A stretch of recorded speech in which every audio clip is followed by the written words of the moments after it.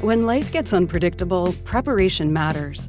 In medicine, it's all about staying alert, ready for whatever comes through the door. On the road, it's no different. That's why Volvo designs vehicles to help anticipate risk, reduce harm, and protect lives. The Volvo XC90's advanced safety systems inspire confident decisions wherever the road takes you. The Volvo XC90, for life. Proud sponsor of the Pit Podcast. Learn more at volvocars.ca/safety. Upstage recently, and a young lady came up to me, and she says, where are you from? And I responded, Canada. And she goes, you don't sound Canadian. I was like, yeah, that's because nobody sounds Canadian, right? It is literally the most generic English accent in the world, right?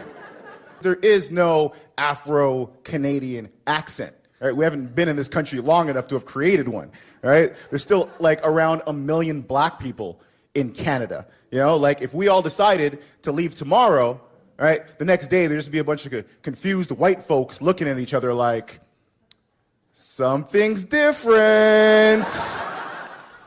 That is Rodney Ramsey, a stand-up comic who's got something called, and it's funny, I was not entirely aware of this. I heard the story this week.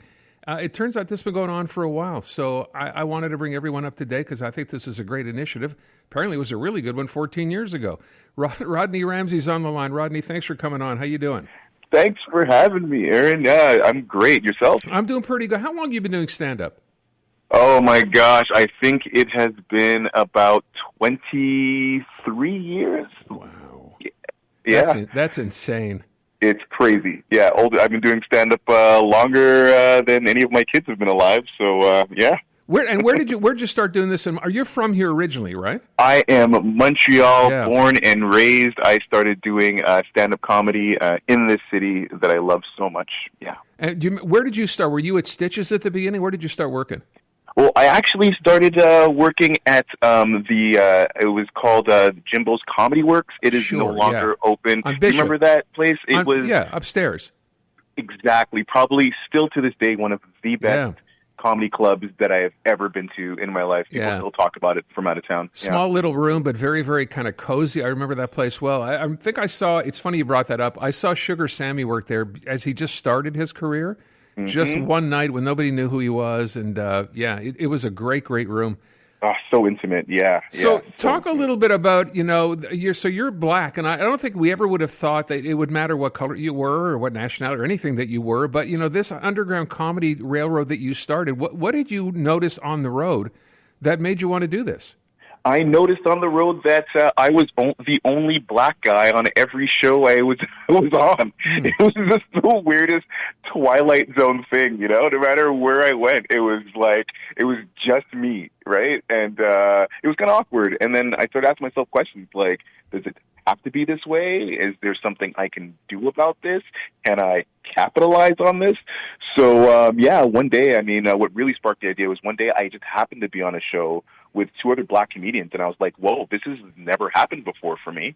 You know what I mean? This needs to happen more often. And then it did. I took the opportunity to create this thing, and now it's this beast that happens every year on Black History Month. So, I was going to say, what do you mean you were on a show one night? So you all of a sudden, there were a couple of other black comics working an evening, and you were like, hey, I didn't think we had any other black comics, and hey, we should do something? Like, how did that happen? I remember this distinctly. It was, we were at the Comedy Nest. It was just a regular weekend at the Comedy Nest, and Patrick Hay and Arthur Simeon, they're 2 comics from Toronto that I don't even think I had met them at the time. They just came into town. It was just a regular comedy show. And I was like, what is this?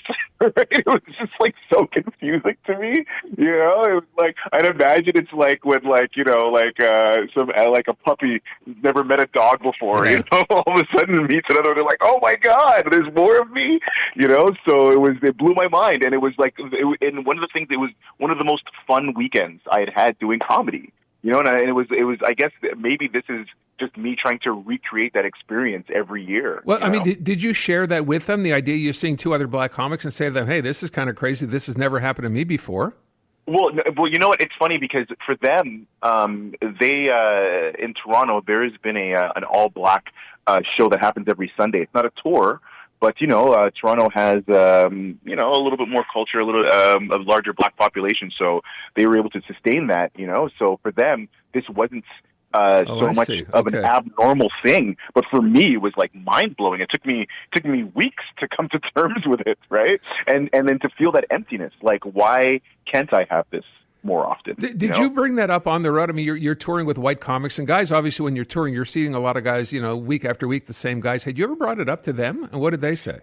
It's one of those things. It's like, and I don't hold this against anybody, but I mean, when you're living in a certain community and everybody kind of looks like you don't question these things, right? And for me to bring it up, that's like, it's throwing something at them that they don't even really understand. I mean, how could you know something that's not a part of your reality? So I didn't bring it up. And again, that's another reason for this tour, right? It was kind of like me needing to create this community, because even though Toronto might have a huge black population, Alberta don't. Halifax is getting there. They're a bit bigger than Montreal, but I mean, Winnipeg doesn't, right? So it was very important. So, and as I said, I didn't know about this until I just heard about it, because I know CTV's doing a story on it. So did you have trouble finding people, or was there just a lot of talent out there that you were not aware of? There is so much talent out there that I was not aware of. And this show, not only did it help me connect to other black comedians across the country, it also inspired a bunch of comedians across the country to get involved. Like, I can't tell you, 5-10 years in, we started booking people who were like, man, I came to this show 5 years ago, and then I started doing stand-up. I worked with a guy in Ottawa, Serge, an African dude, and I mean, kid's been doing stand-up for a year. We gave him a shot. He did one of the biggest crowds that he got to do his whole life, and then he got to work with a bunch of black comics who he never even heard of me. And he sees me on stage, this 20-year comic, doing things that he hasn't seen before, and now he's inspired, right? So and it's just like this chain reaction. It keeps going, right? So, it's been very meaningful and fulfilling. So you're about to wrap this thing up. Where are you performing now? So the last show for Black History Month, we're going to be at the Comedy Nest, 8 p.m. this Sunday. I also am teaching a comedy class at the Nest. I'm the only English stand-up comedy teacher in Quebec, which is crazy. I got a class starting April 12th, and Duke Eatman. I'm not sure if you're aware of Duke Eatman. He's on CBC Radio, and he's a huge guy in Montreal's black community. So I actually taught him. I've been teaching him how to do stand-up comedy. So he's going to do stand-up comedy for the first and last time this Sunday. You know what I mean? Just as a part of this great celebration, to end Black History Month. And we're going to try to keep the tour going for the rest of the year. This year, we don't think there's any reason for us to stop. We're spreading the joy and the culture. So, yeah, we're going to keep it going. Hey, listen, I'm thrilled that you came on. I think what you're doing, obviously, is a wonderful thing. And I'm glad that it's working out. It's one thing to have the idea. It's another to see it turn into a success. So congratulations to you. Thank you. And I wish you all the best, pal. Take good care of yourself. I know it's not an easy life. It is not, but having allies like yourself on your show really helps, man. So I really appreciate it. Rodney, take a great weekend. You bet. You too. There you go. Check it out in town this weekend. Rodney Ramsey, part of the Underground Comedy Tour. Great story. Introducing Bryan Adams Radio on iHeartRadio. Hosted by Bryan Adams himself. Join me for an insider look on a wild ride through 40 years of global rock and roll. Bryan Adams Radio. Now available on the free iHeartRadio app. Or ask your smart speaker to play Bryan Adams Radio on iHeartRadio. Who's ready to rock? Everywhere I go, kids wanna rock.